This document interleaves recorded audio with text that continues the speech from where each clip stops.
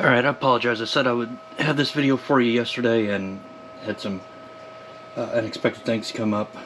I apologize for the mess. I am currently transferring my mom's VHS home movies to digital, so I've got a mess here and my personal Laserdisc collection.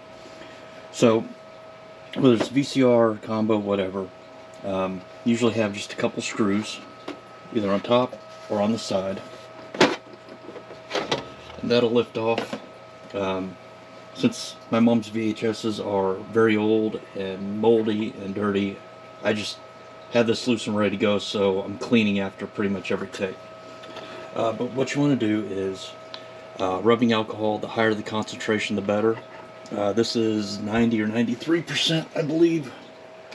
Yep. You can use 70. I mean, it's fine. The higher the content, the faster it dries.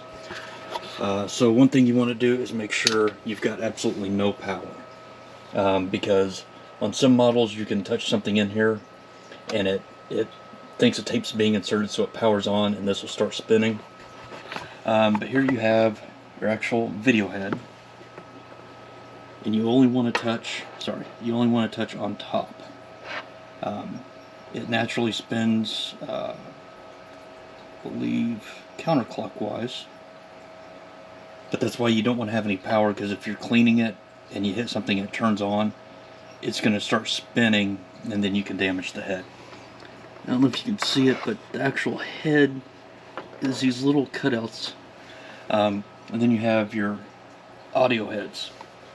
If you have just a mono player, you may only have one. But this is stereo. So hopefully, this is just a lint-free cloth from that bag of rags, the links I sent you. Normally I will cut these down, but I can't find my scissors this morning. So hopefully I can purchase a good spot.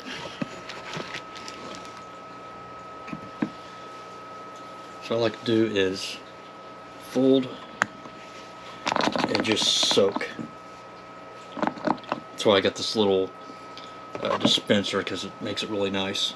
So again, you only want to touch the top, get your good spot, roll it around a few times, and you don't want to use the same. Okay, so I don't know if this is going to show up, but you can see there's a black mark right here. That's actual dirt and residue from the video. So I tried never to use the same spot twice. So I'm going to fold the dirty spot out of the way, give it another go, and I do alternate what directions. That's another reason why I keep it powered off, because this is electromagnetic. As you can see, the coils and everything, and the reverse polarities is what causes it to move.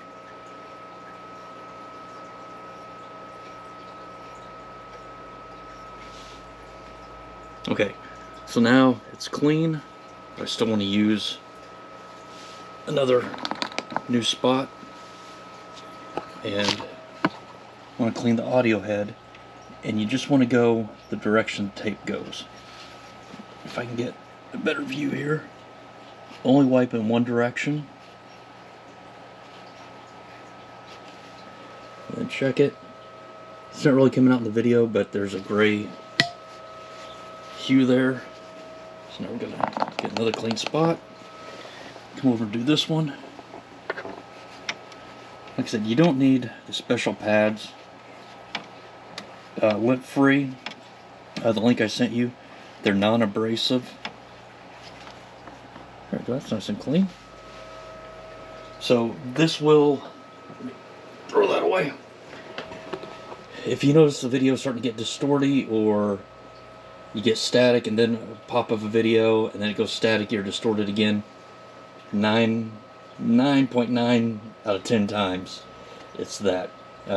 Tapes leave a residue. It's a magnetic recording, so sometimes particles get stuck to it. Like I said, I keep my lid off because I'm converting all these tapes to digital, and they're old. Some of them are 30, 35 years old. So I'm cleaning my head pretty much after every video. So hopefully that helps. If you have any questions, you can contact me on eBay, or you can email me. It's the address is don@geek, GEEK-DOM.com. So hopefully this helps. If you have any questions, let me know. Thanks.